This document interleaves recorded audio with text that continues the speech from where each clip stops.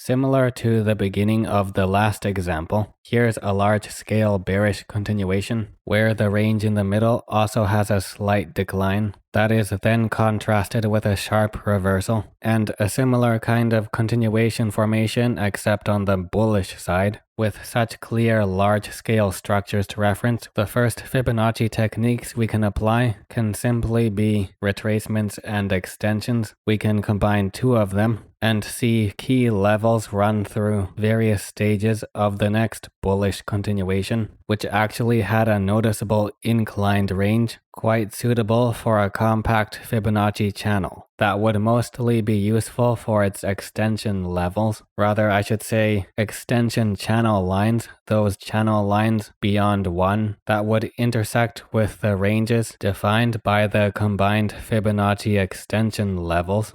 In this case, there is no direct contact near the center of those intersections, so attention focuses on this wider area where there is contact with a place where a channel line runs through the defined resistance range of the extension levels. In terms of a larger Fibonacci channel, there are options of positioning around these 4 reversal areas, except most of these positions we've tried so far won't be too relevant for our area of interest, because it's better to have the larger channel options on an incline due to the bullish continuation formations and the incline within the last one we discussed earlier. This gives us a similar result with a channel line running through our area of interest. To build on this further and narrow down the time range, a regular Fibonacci time zone has a good option for placement at the last part of the inclined range where the second half of the bullish continuation takes off.